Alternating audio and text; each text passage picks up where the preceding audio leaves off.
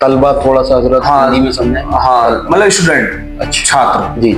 हाँ, तो एनजीओ का मकसद सिर्फ और सिर्फ होता है खिदमत खल्क करना, जी, लोगों की मदद करना। जी। हिंदुस्तान के 22 सूबों में 22 स्टेट में फैल चुकी है और तकरीबन 150 से ज्यादा इसकी ब्रांचेस हैं। एमएसओ के बारे में थोड़ा हाईलाइट करेंगे हजरत?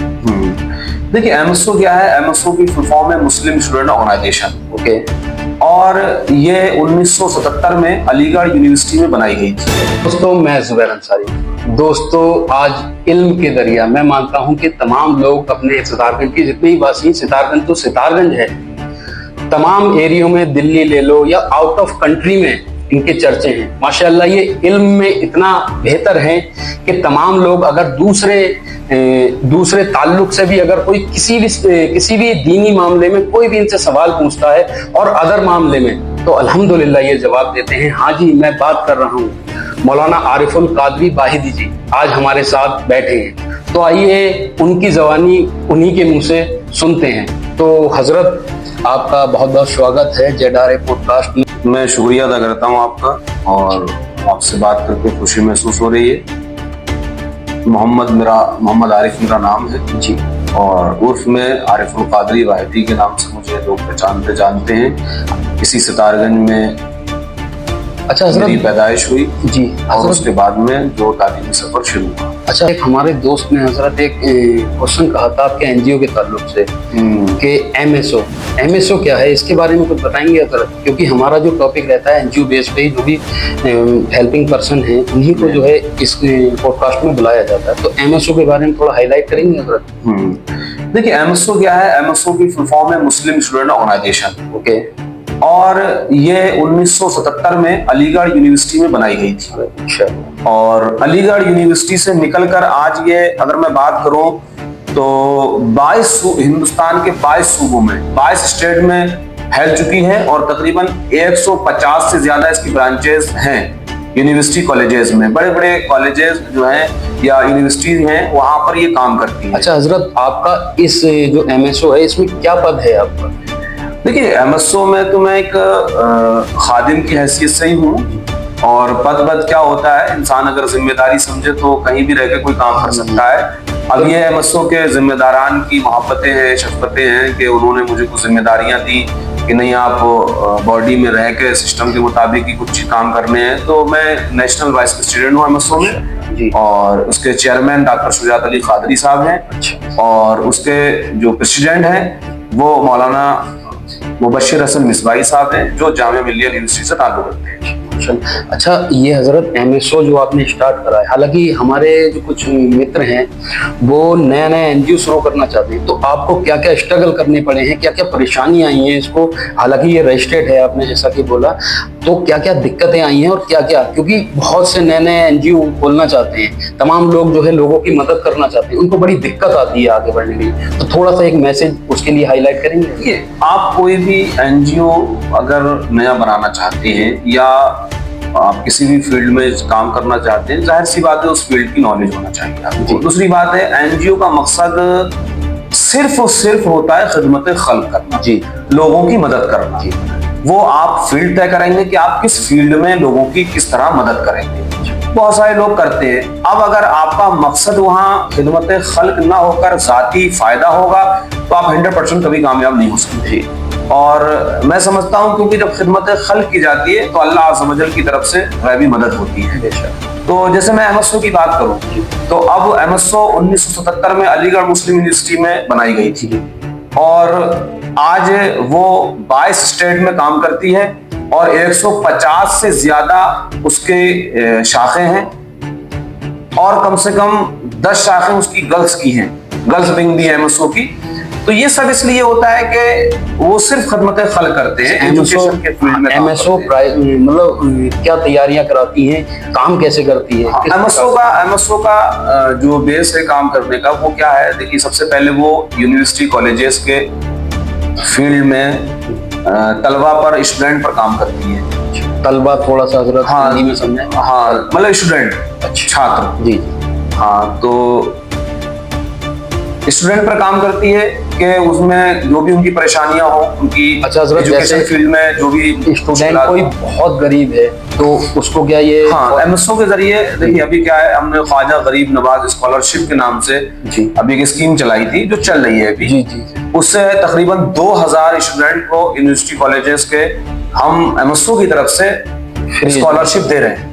बहुत बढ़िया बात। उस स्कॉलरशिप से वो अपनी जरूरत के मुताबिक अपनी जिंदगी गुजार सकते हैं और अपनी एजुकेशन को आगे बढ़ा सकते हैं। अच्छा हजरत, आपने ये अभी जो नाम लिया है आपने अभी जो फ्री एजुकेशन का, तो किस प्रकार से अगर कोई जुड़ना चाहे तो किस प्रकार से जुड़ सकता है? देखिए होता क्या है, अभी जब हमने ख्वाजा गरीब नवाज एजुकेशन के ताल्लुक से स्कॉलरशिप जारी करी थी तो हमने उसके फॉर्म की डेट अप्लाई करने के लिए मुतय्यन कर दी थी और एक वक्त था उसमें हमने फॉर्म जिन लोगों ने सबमिट कर दिए, फिर हमने उन्हें टाइम दिया था इंटरव्यू के लिए।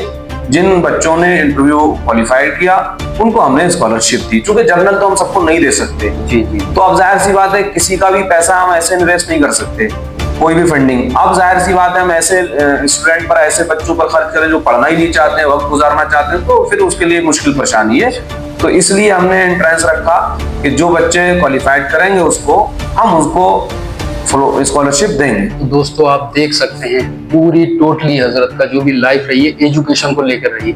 हजरत कुछ हमारे दर्शकों को कुछ एजुकेशन के बारे में ऐसा कुछ स्पीच दीजिए जो उनको भावुक हो गए, जो है अपने आप में कुछ अगर जो नहीं भी कर पा रहे हैं वो भी करने के लिए हिम्मत उनकी बढ़े। देखिए एजुकेशन के हवाले से मैं कहूँ तो मजहबी तौर पर नबी कौनैन सल्लल्लाहु अलैहि वसल्लम के बहुत सारे फरमान हैं और सरकार ने एक मौके पर फरमाया कि इल्म हासिल करो, अगर तुम्हें चीन भी जाना पड़े तो इल्म हासिल करो, कितना भी दूर जाना पड़े इल्म से रिश्ता जोड़ के रखना चाहिए। फिर सरकार ने फरमाया इल्म हासिल करो माँ की गोद से कब्र में जाने तक। उसके लिए कोई उम्र नहीं है, कोई वक्त नहीं है, कोई कंडीशन नहीं है उम्र की। तो अब जब पैगंबर इस्लाम सल्लल्लाहु अलैहि वसल्लम जो पूरी दुनिया के लिए मोहसिन इंसानियत बनकर के तशरीफ लाए और उन्होंने ये पैगाम दिया, और फिर मुसलमानों के लिए बिलखुसूस कहूँगा कि जो पैगंबर इस्लाम वसल्लम से मोहब्बत करते हैं, अल्लाह के रसूल पर कुरान अज़ीम की जो पहली आयत नाजिल हुई वो आयत इक़रा है, तो जाहिर सी बात है उसमें पढ़ने पढ़ाने का जिक्र है।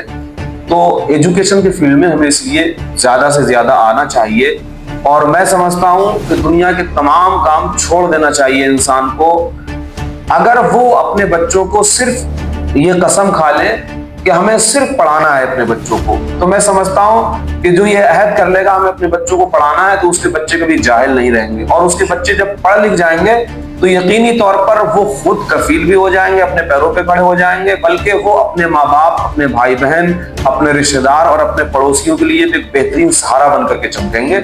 और ये हम देख भी चुके हैं, जिन फैमिलियों में पढ़े लिखे लोग हैं आप देखिए वो खुद भी कामयाब है और जो उनके साथ रहते हैं वो भी कामयाब है। अच्छा हजरत, इंग्लिश ना पढ़ाई जाए नहीं इस ताल्लुक से भी थोड़ा इंग्लिश हिंदी ये एजुकेशन, मैं एजुकेशन की बात इंग्लिश में कर रहा हूँ। भाई हिंदी बोलता तो मैं शिक्षा कहता, या हम उर्दू की जबान में बात करेंगे तो तालीम की बात करेंगे। जब मैं एजुकेशन लफ्ज बोल रहा हूँ तो जाहिर सी बात है इससे समझना चाहिए। हजरत ये क्वेश्चन मेरा इसलिए था ना, काफी लोग कहते हैं आपकी माशाल्लाह दाढ़ी है, टोपी है, तो एक तरफा बात है, तो ऐसा तो कुछ मसला नहीं। देखिए ये तो बेवकूफी है लोगों की। दाढ़ी रखने के बाद में, अब मैंने, आप सोचिए मैं मौलाना था, उसके बाद भी मैंने ग्रेजुएशन किया और पीजी भी किया है। अब जाहिर सी बात है मैंने बीए और एमए दोनों किया है और दाढ़ी भी थी, टोपी भी थी, कुर्ता पैजामा भी था, मुझे किसी ने नहीं रोक लिया। और अच्छे नंबर से मैं पास भी हुआ, यूटीसी भी किया मैंने, और फिर मैंने नेट भी क्वालिफाई किया। तो जाहिर सी बात है किसने रोक लिया मुझे? दाढ़ी टोपी ने ना रोका, ना मेरे मजहब ने रोका। और आप, मैं एक बात आपके नॉलेज में डाल दूं, अभी आपको समस्तीपुर बिहार में एक म्युनिसिपल कमिश्नर ऑफिसर है जो सिर्फ दुनियादार ही नहीं है, एक बहुत बड़े मुफ्ती साहब है वो, जिनका नाम मुफ्ती शाहिद मिसवाई साहब है।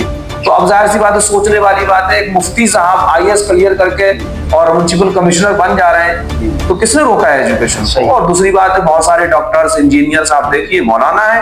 अभी सितारगंज में कुछ दिन पहले एक बहुत मारूफ शख्सियत डॉक्टर मुबशिर हसन मिसबाही साहब आए थे, जो बड़े आलिम दीन हैं और जेएनयू यूनिवर्सिटी से उन्होंने पीएचडी की है। बेशक बहुत अच्छी बात कही है हजरत से जो भी क्वेश्चन करा गया तमाम एक दरमियान से एक तरफाकती सही क्वेश्चन के आंसर दिया है। तो तमाम लोगों से मेरी गुजारिश है, अगर कोई थक हार के बैठ चुके एजुकेशन लाइन में, चाहे वो किसी भी चीज की एजुकेशन लाइन हो, तो आप हारिए मत, हिम्मत मत हारिए।